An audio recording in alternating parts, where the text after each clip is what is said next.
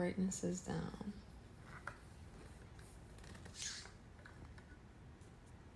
All these extra things are off. I'm clean. I'm comfortable.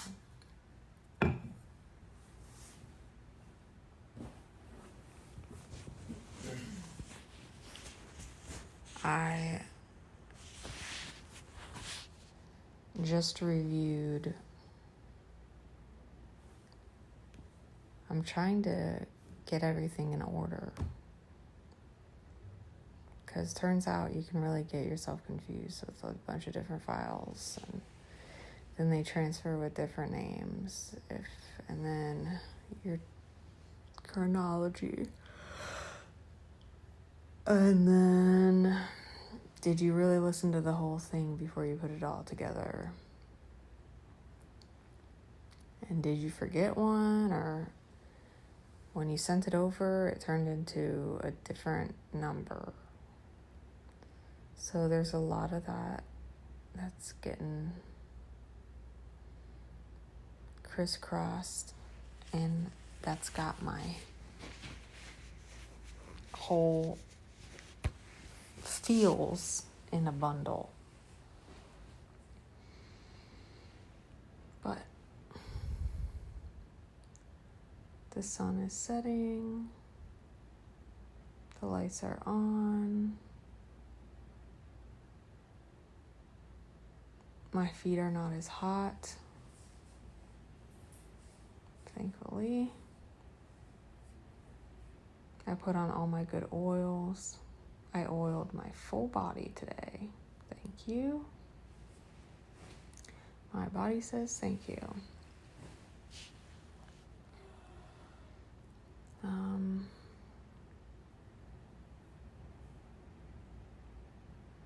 I ate food.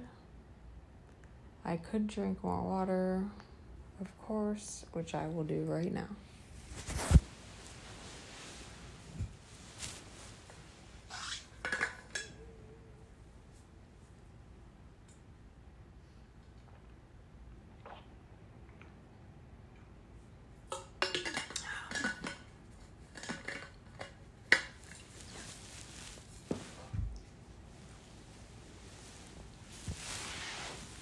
As I will be talking and talking and talking.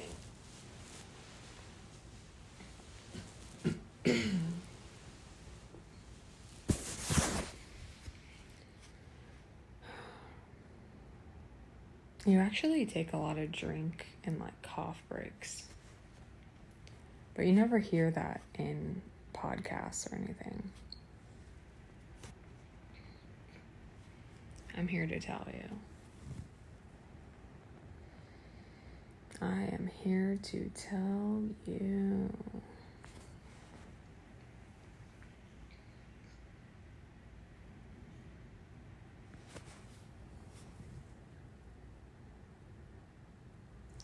You ever just get a vision of a memory that it comes completely out of nowhere, but that one just came completely out of nowhere. Completely out of nowhere. Not thinking about anything related to that. Not even on any kind of timeline that is close to that. Very random. I just had, while I was imagining Joe Rogan coughing and all of the breaks he must take, and that other, anyways. I had a flashback of being in this old antique shop in Arcadia when I was very young with my mother and father, and we were camping, but we went into town we would go antiquing, like, pretty often. Like, really often. Really, really often. And I remember in that specific shop,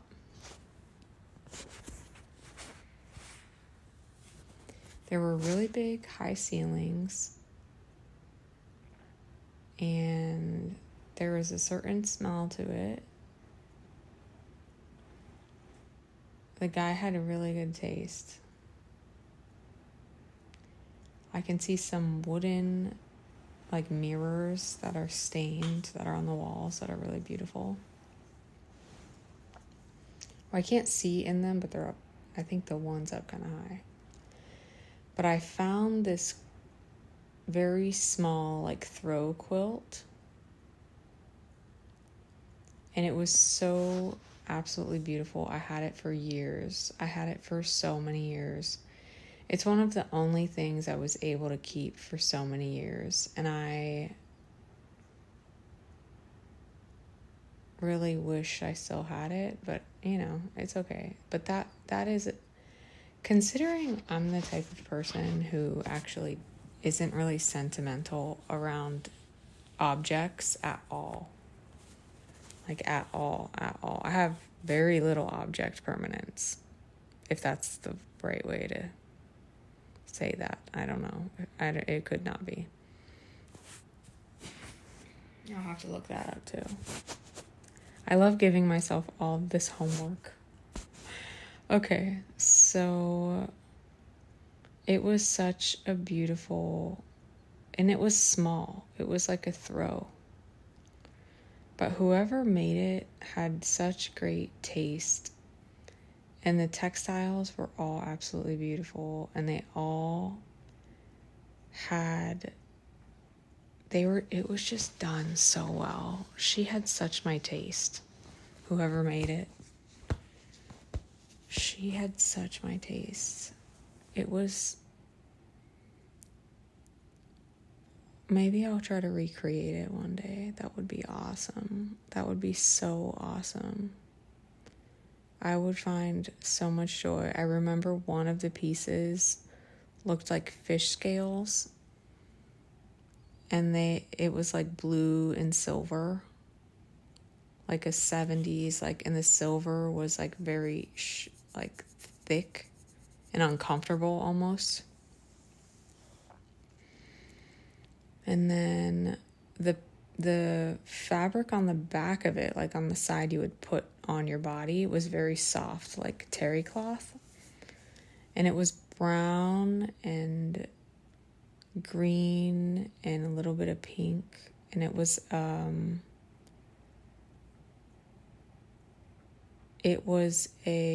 the background was a beige, and then those were flowers, but it wasn't a small print. It was pretty big. And they were just like these very like quick strokes. It looked like they were painted on, but they weren't.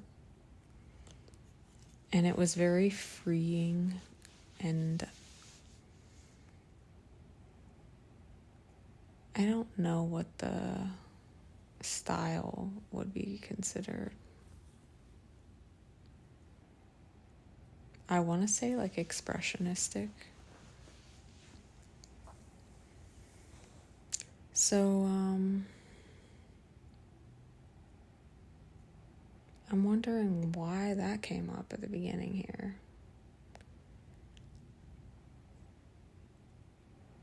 I've been so reflective lately that maybe that's why, or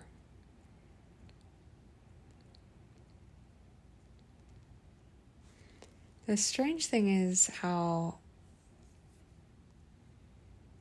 I try to like reflect it to symbolize, to interpret the meaning of that memory as a symbol to this moment, or as a prelude to this moment, because there is no way I was not actively thinking about this. So why did I get a very strong memory of that, and a visual and a memory of that right as I started talking? So these are the types of things that I like to play around with. I like to explore, because I think it's just interesting to talk about it. It's just interesting. it's also kind of fun. I love knowing about people's lives and very intimately, and like I love people's stories and the expression of the things that they love and have loved and the places they've been. The traveling and the experiences, it's just, yeah, I mean, what more? What more in life do we need than like travel, family, yoga? That's pretty much what I'm looking at. Except for soft blankets, oils, good food, music, those things too, right?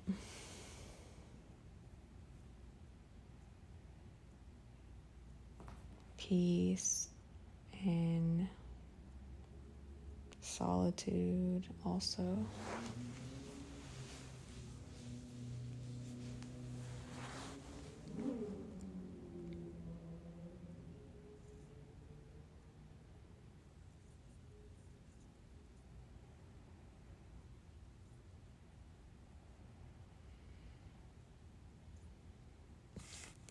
That throw I had for so many years. Wow.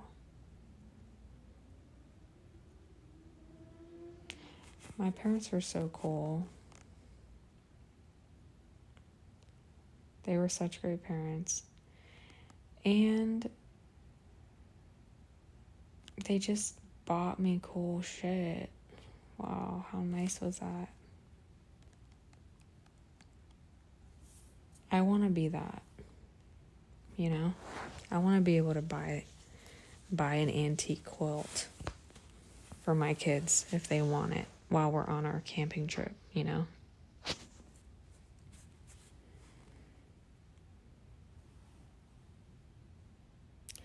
And, you know, granted, they're like good kids and stuff.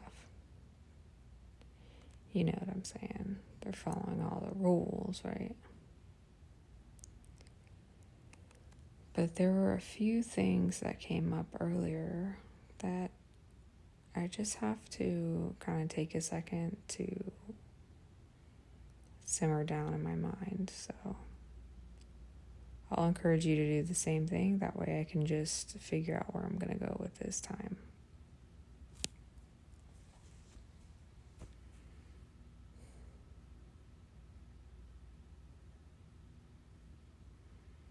But I've been really, like today, I was really excited to do this again. So I'm getting excited to do it, which is very, very cool. And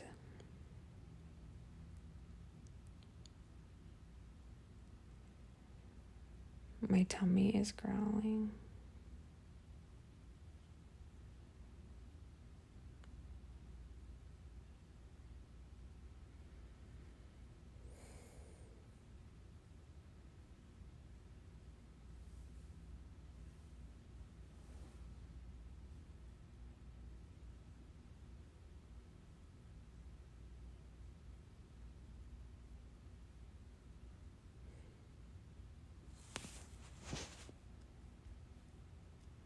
Silence is essential.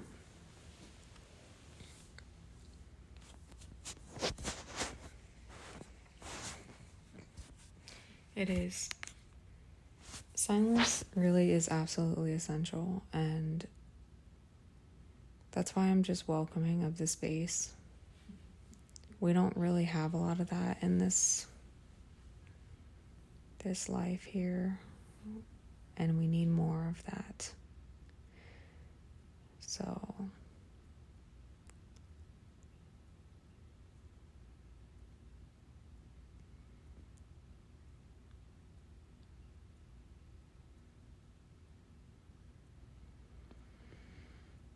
I was looking up different... Okay. I'll come back to that. but I was looking up different attachment styles.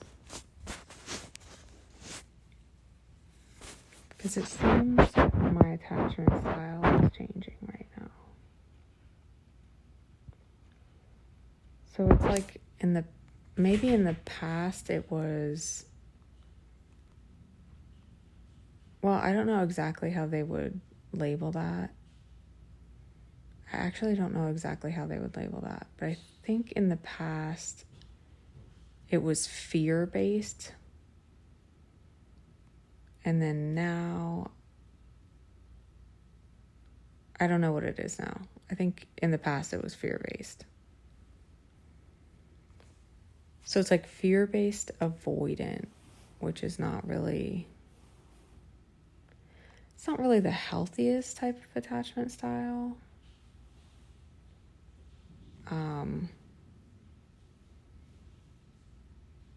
Because I think the definition is kind of like you rely on emotional instability,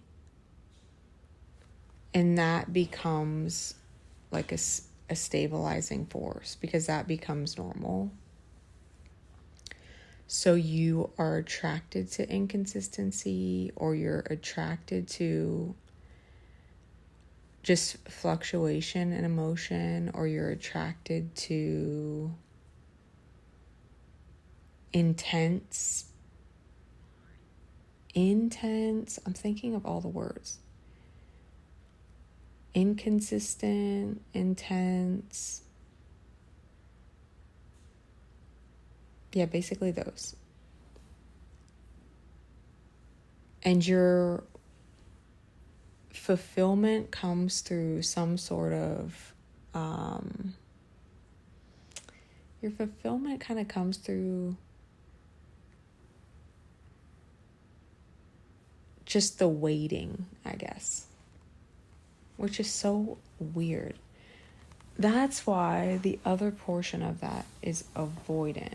So it's fearful and avoidant. So then when you sense that you don't have the fulfillment or the emotional response, because that's obviously a game, an unhealthy one, then basically you just go into an intensive protective mode where you become hyper independent and hyper just auto everything. Independent and auto.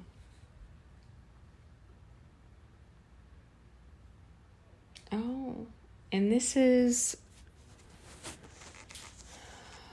generally due to a lack of emotional boundaries because of your excessive need in, let's say, unhealthy need for emotional boundaries that you have not set. So, I'm trying to figure it out as I'm saying it out loud in the best way possible, but I'm also distracted. So hold on. Okay. So I was looking this up in relationship to just avoidant attachment. And avoidant attachment styles, which generally start in childhood. Everything starts in childhood, obviously. But I don't think that, I don't know. I don't think that everything starts in childhood. I really don't. Sometimes it starts at just different times in your life that might have been traumatic in some kind of way. Maybe not even, that's a little extreme. Maybe not traumatic, but intense enough that it shifted you in some way, right? Yeah. Because I don't want trauma and abuse to be like paralleled, because they're not. They shouldn't be always. Okay. So let's say you have a parent that is not really present for whatever reason. And they could be present environmentally, but maybe they're not emotionally present. Or maybe they have certain dependencies that would be emotionally. Some sort of instability. Or maybe it does have to do with the fact that they kind of waver in and out of environments, right? A lot of different possibilities, but if that's what you're used to, then you're going to be used to being extremely hyper independent. They're very strong extremes. They're very intense extremes. You're either hyper resilient and independent because you're used to not having that help or guidance or affection or whatever. Or in moments when you do have that person there, you're extremely emotional and loving and needy and responsive and engaged and all of those things. But then as soon as you're away from this person, just like you would have been when you were younger, you go back to being hyper independent, autodidactic, that kind. So,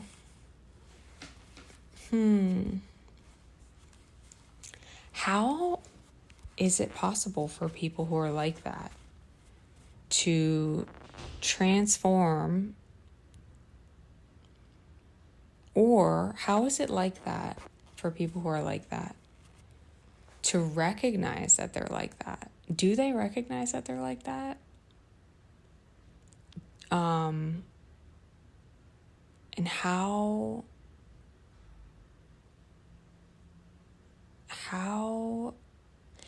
do people like that manage relationships?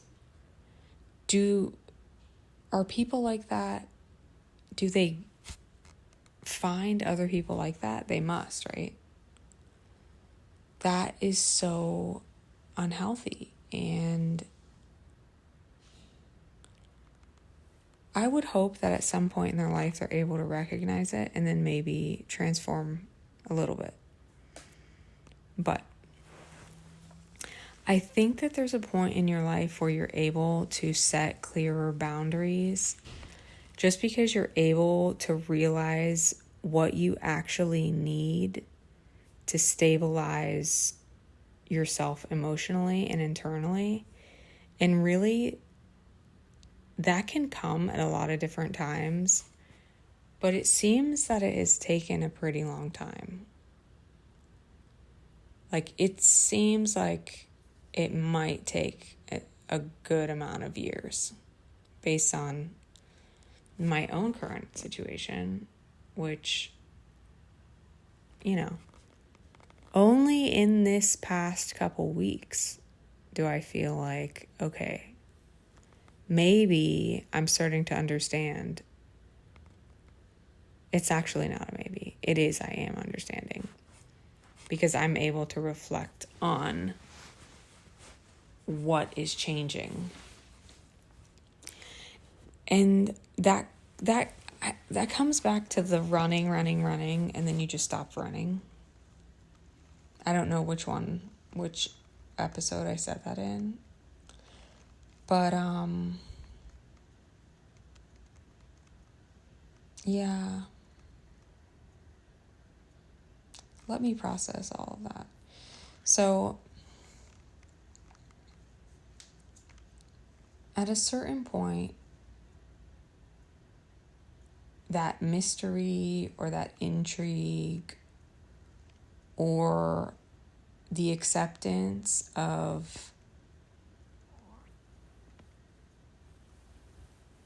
it's really just an acceptance of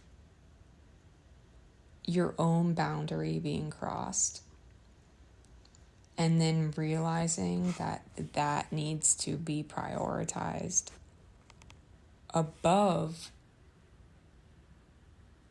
someone's potential love and admiration of you. Whoa. That could be difficult. That could be really difficult. Because that requires a very strong internal compass. That requires a very strong understanding of yourself, and really tolerance is related somehow. Maybe it is that you become less tolerant. Over time, you become less tolerant of your boundaries being crossed. Unfortunately, that could take many years. Because when you, depending on your personality type,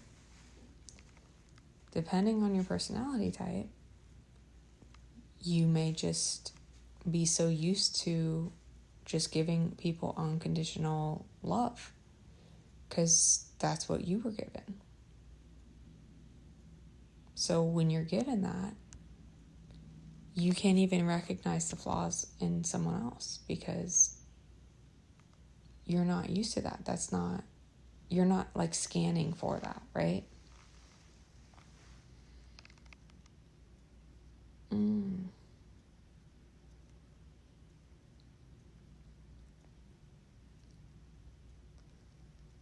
So it's like the kid walking down the sidewalk with both parents on the side, happy little life. And then the kid that's that's trying to get his parents' attention, or the kid, basically the kid is trying to get his parents' attention and the parents are ignoring them.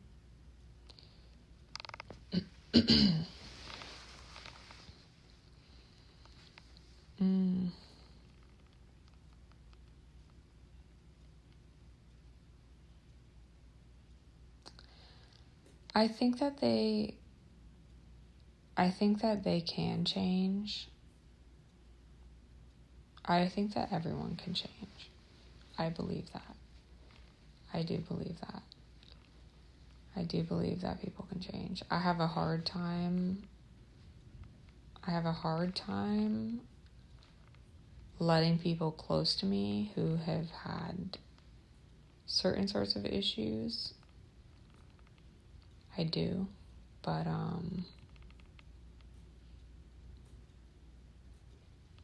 I still think that people can change, whether or not they might have that place. In my own personal life, anyways. So,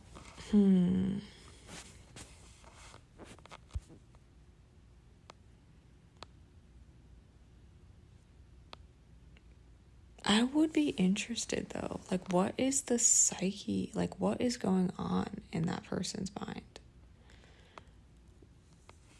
They're just so used to not thinking about it. So do they just compartmentalize the people that they care about? Do they just kind of, I don't know.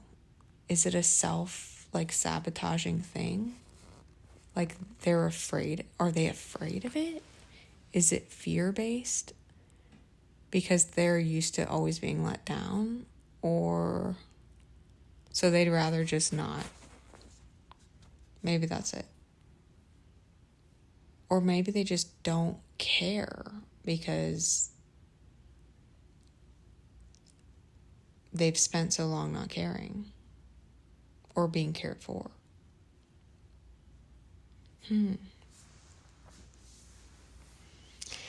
And what would happen? What would have to happen in their lives for them to change? What if all of a sudden something changed with that other... I don't really want to say that.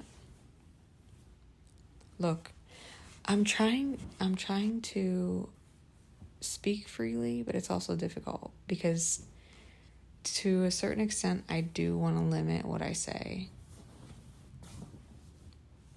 But the point of this is to not limit what I say. So,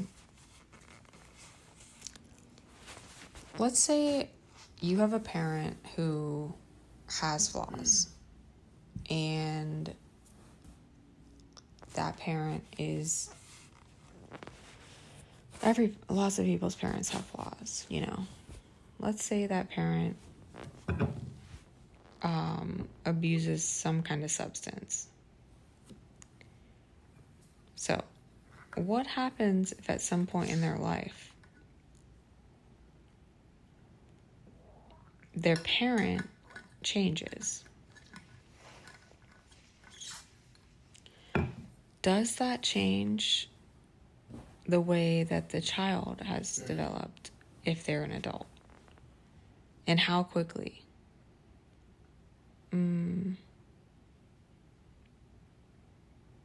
I don't know. It's obviously on a case-by-case basis.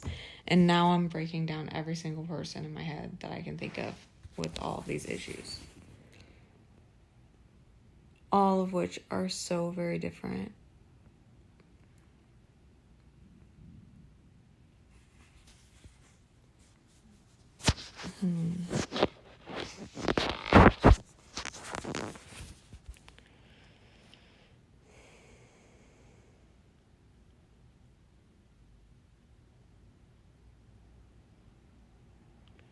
I just don't understand people's addictions. I have a different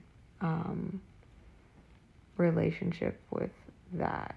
Thankfully, I have not had to deal with those kind of issues. But somehow,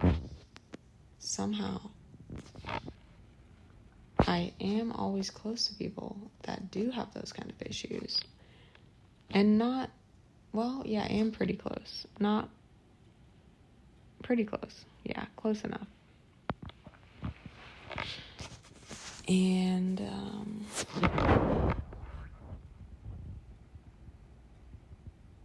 it's such a sad thing to experience.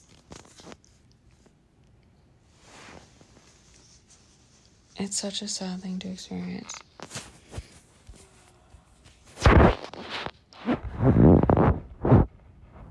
But this comes back to what I was saying earlier. However, and I've said it multiple times, no one's going to believe in you. You have to believe in yourself. No one's going to believe in you. You have to believe in yourself. So it's kind of like at a certain point, you have to awaken or ask enough questions internally to try to figure out, okay, how do I get myself out of this position that I'm in? You really have to want to not only feel better in your life, in order to feel better, sometimes you have to do really difficult things, obviously. And most importantly, you have to change your habits. And most people, they give up. They don't want to change their habits. Or maybe they want to. Usually they want to. But it's like, isn't it so much easier when you have some sort of encouragement? I think that might be another factor. Or like, I have one friend who really has no interest in doing anything for himself, but is only interested if he has someone else to do it for. Which seems just totally, I can't understand it. I can't rationalize that. But I'd be interested in hearing him describe it the way that I describe a lot of this stuff.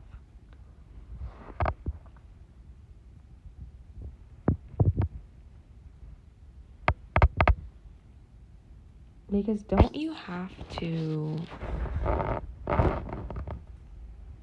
want to better yourself and take care of your own life? Like, how can you take care of someone else but not take care of yourself? I have a very, very low tolerance for, like, any kind. This is good. I'm glad this is coming up. This is one of the things I was thinking about. Okay, maybe I need to write a list, or just anyone can write a list. Just write a list of all the things that you need, like, you recognize are big or difficult, like, are difficult parts of your personality. This is one thing that's kind of a difficult part of mine. I have a very low tolerance for any kind of laziness in anything, and just non-independence. I have a very low tolerance for it. I don't really know. I mean, I guess it would go back to what I was talking about initially, or because I just had to do it all. But I also think that, I don't know, for whatever reason, maybe I don't think I've always been that way, though. So, when? I don't think I've always been that way. Maybe it's when you really develop discipline. I don't think I developed a lot of discipline until a lot later than a lot of people. But it doesn't really matter anyway. The comparison is totally irrelevant. Totally irrelevant. The comparison is not relevant. It's not. But when you, okay, here, and this ties back to what I was saying before that, which is back to the encouragement piece. When you develop discipline on your own, when you want to change something about yourself, because you recognize that whatever you're doing or whatever state you're in is making you uncomfortable. So you can develop some sort of habit, and it can be small. Something that makes you feel accomplished. It can be so simple. It could be something as simple as, I'm going to drink water every day because I need water every day. I'm going to drink water for 3 days in a row. And then once you do that, you feel like, wow, self, I did so good. Now, distribute that amongst a lot of different things in your life, right? So that could be like pretty much anything. That could be school. That could be work. That could be savings. That could be your body. It can be anything. And when you do that, even just a little bit through that, like, oh, I don't really want to do that. But after you get through that, really, I don't want to do that, all of a sudden you feel accomplishment. Then you don't need that praise or that encouragement from anyone else. It's even better that way, because then you build it yourself. And then you become self-reliant. And when you become self-reliant, you believe in yourself. And when you believe in yourself, you love yourself more. And that is a good thing, because that means that slowly you can develop habits that lead you towards living a life that's comfortable. or just towards feeling more comfort in life, which is a great thing to feel because life is so hard. So,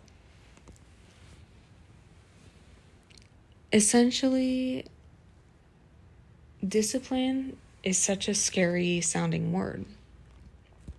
And it has that connotation, and society makes it that way. And yeah, that shit sucks. But what they don't tell you about discipline is that it's achievable and that it leads to a lot of good things. And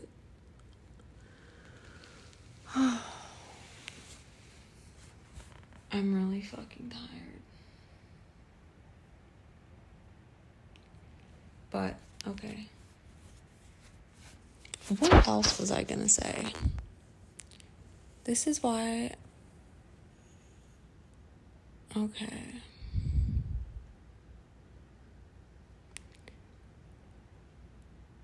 There's so much to edit, I don't even know where to begin. There's so much to edit. I have just been editing. And that's a good thing. It is a good thing.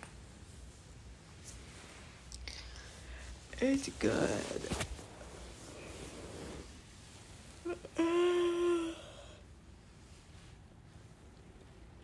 So why did that come up at the beginning? The whole quilt thing. Okay, so maybe the quilt coming up.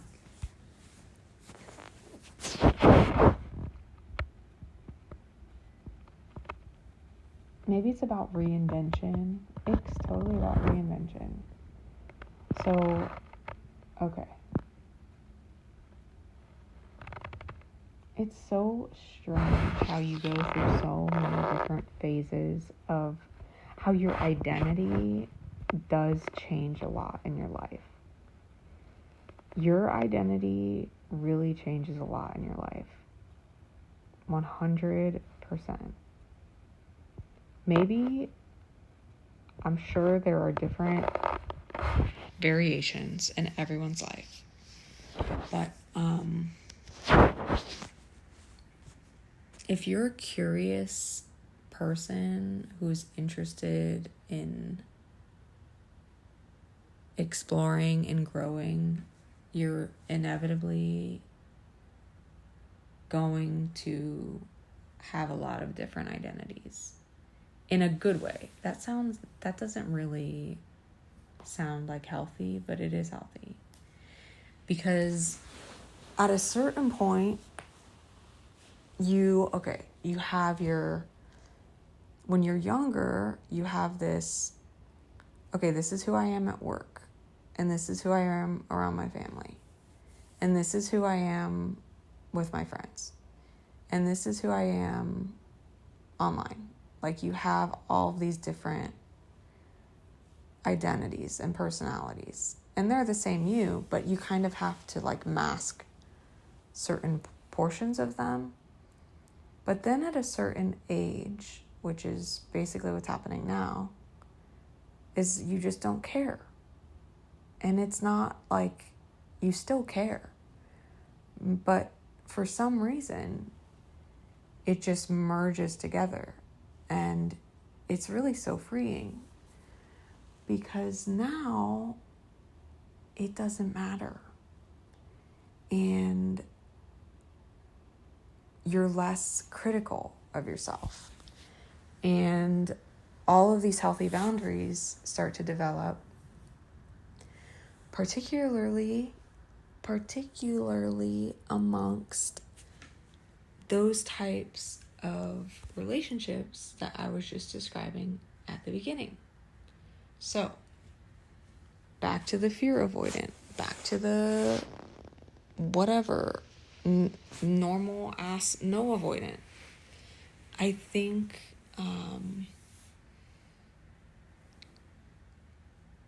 it's whatever is happening right now,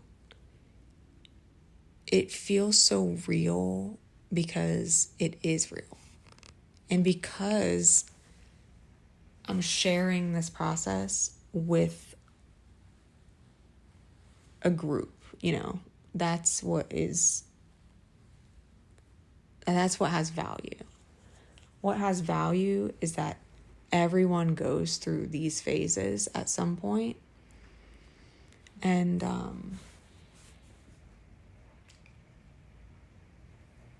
it's really helpful to talk about it out loud. Because when you don't write it down, like I definitely have written a lot in my life. But I will say that I write less now that we use technology more. I definitely write less than I did like 10 years ago. So because we write less, we have to at least talk more or record ourselves more or whatever. So it is more efficient, but you don't have the tactile feeling of it. I mean, I could sit here and type, but it's just not the same. And having a space where you can freely discuss your own ideas is 1,000% undervalued. And I am in this moment advocating it. I am absolutely in this moment advocating it. Because why not? Why the fuck not? If I can save someone some kind of suffering so that they can just figure out their own ideas by talking out loud, then great. So that's why it's uprooted. That obviously is the whole intention. It's like seeing what is beneath the surface, seeing what is true, what is real, what all of the pieces are.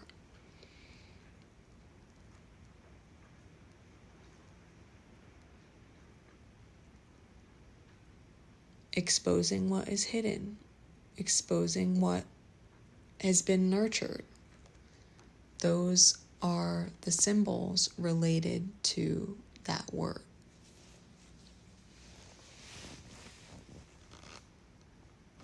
Which is also relative to Mula. And I've talked about this before. Mula, the myth of that specific constellation is really interesting. And that's why myths are used. What was that book by Joseph Campbell? The Joseph Campbell book. Myth of faces, or Myth of 1,000 Faces, or something like that. I guess I'm gonna have to look that up again, because the hero of that, I don't know. I don't remember, but that is also on the homework list. And then, then I'll talk about it. Because, let's just see. I can take 2 seconds and look up what it's called.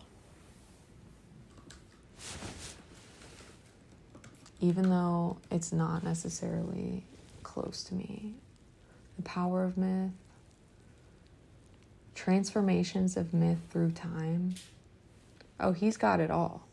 I was actually thinking about The Hero with 1,000 Faces, which I did read a portion of. I don't really remember it now, because that was over 10 years ago. But that's a good one.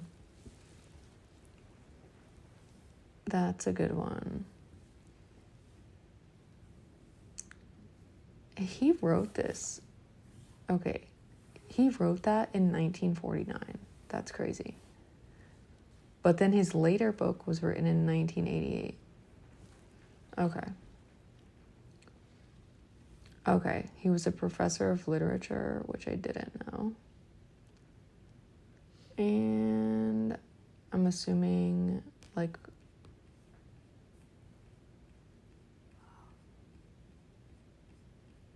religion or comparative religion or something.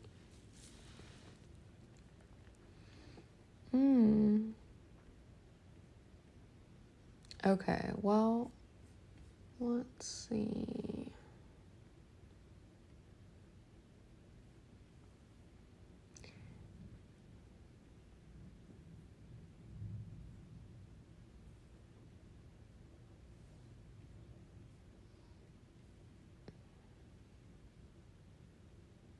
The 12 stages of the hero's journey. Ordinary world is where the hero exists before his present story begins. Call to adventure. Refusal of the call. Meeting the mentor. Crossing the threshold. Tests, allies, enemies. Approach to the inmost cave. Oh my gosh. Ordeal, reward, seizing the sword, and the road back.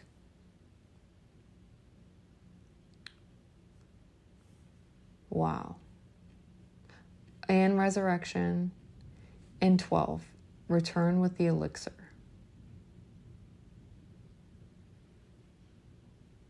Wow. After having faced many terrible dangers, he comes back with a new life, helping to direct others, essentially. Okay, so that is definitely worth reading. All of those are probably worth reading and are related in whichever way I was talking about it initially to whatever I was talking about, which I can't remember because I have 20,000 things that are going in my mind. So yeah, okay. Wow.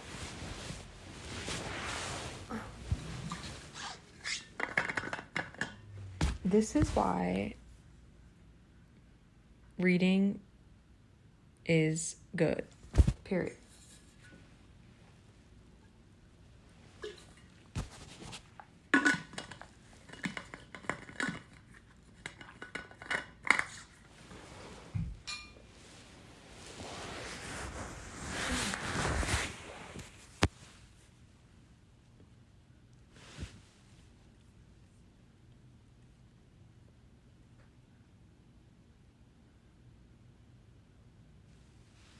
Yeah.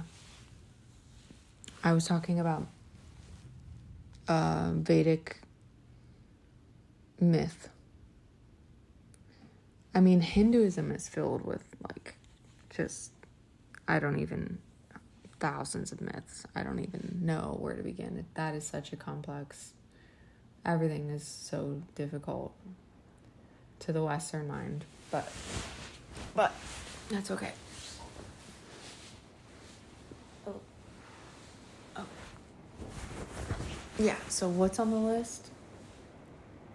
Oh.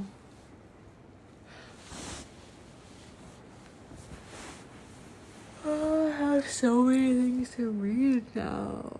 With all my free time in between editing forever. And reading and editing and reading. What a perfect life that would be. I would love to just edit and read all day. And work out. And travel. That is the only way to live. Actually. Of course, with a dog, of course. In the meantime, my plant and my stuffed animal. So I haven't gotten the fish. I have not gotten the fish. But I still think it would be a pretty badass, like, shot. So, maybe. I don't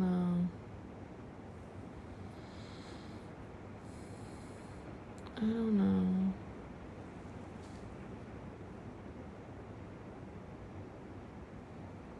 So it's kind of like a late night radio show book club. I don't know what's happening, but I'm gonna go with it. I did look up how they make records, and that is crazy. That is crazy. My mind is blown that how is that possible? So I would also, that will happen. I guess,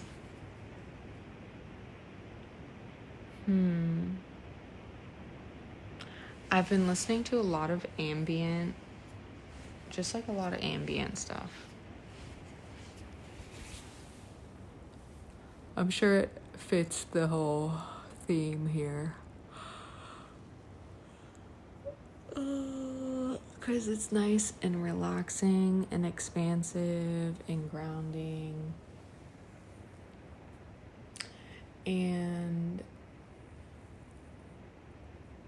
more contemplative and less thinking, because there's a lot of thinking in the world. There's too much thinking. We have to think a lot. So I like having times where I don't have to think, because I do enough thinking.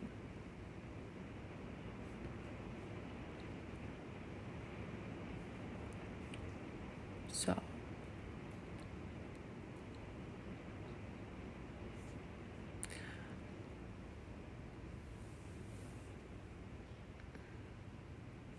what else would be on that list? Okay, so I'm too strict in that way. I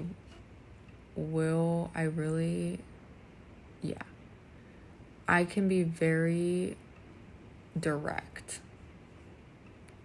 I can be too direct, but not I don't mean to be.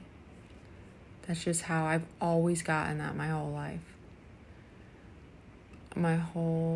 I've always gotten that. That's a kind of a hard thing to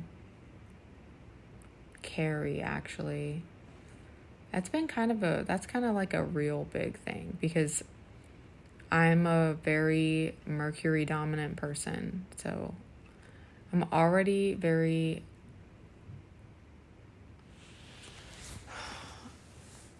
yeah.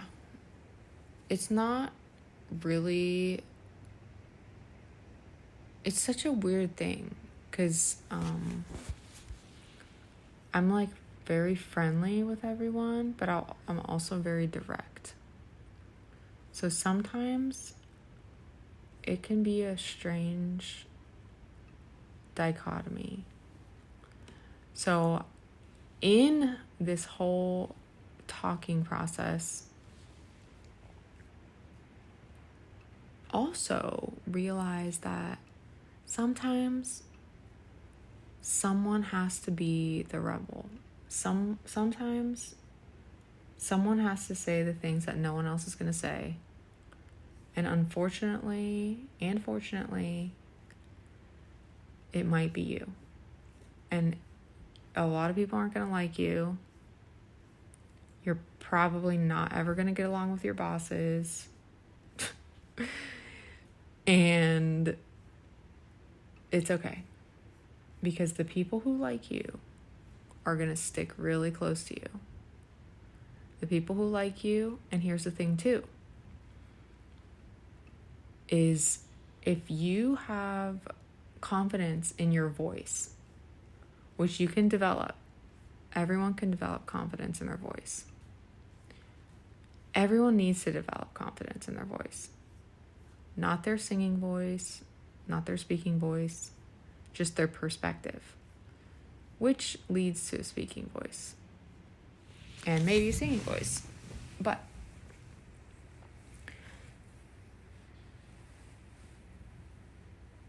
to do that,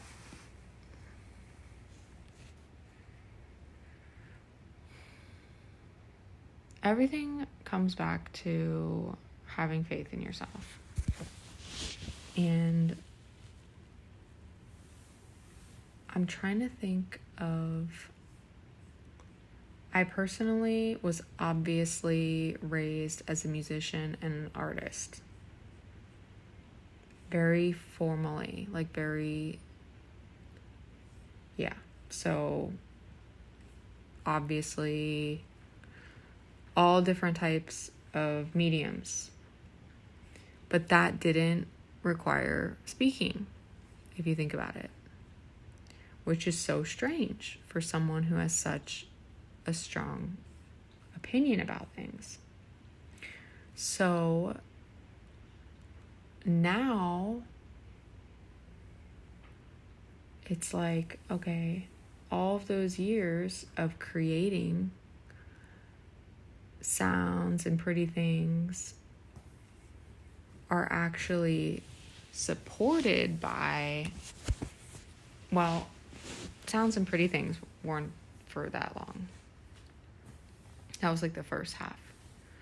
There's like a first half of life, a second half of life, and then now this third half of life, this third of life. So I'm in the third. I'm in the third part of life. The second part of life was developing discipline through health, through food, through working out, through yoga. Obviously through yoga. Yoga changed everything. Because when you start practicing yoga, everything you want to eat changes. Everything changed. And that is what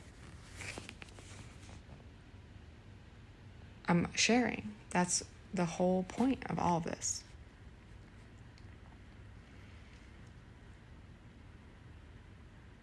So, usually,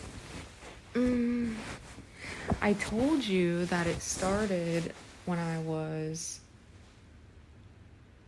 19. Was it 19? Okay. How old was I? I was 19 or 20, I guess. And basically, I was really fucking depressed. Like, wickedly depressed. I just dropped out of college. I just could not survive. I dropped out of college so many times and went back. But that time, I think I had been to New York a couple times. So I was maybe that was my second year of college. So I was 20. Wasn't I? I don't know. It's hard to remember linearly. It is hard now. So, should I answer this call? Yeah.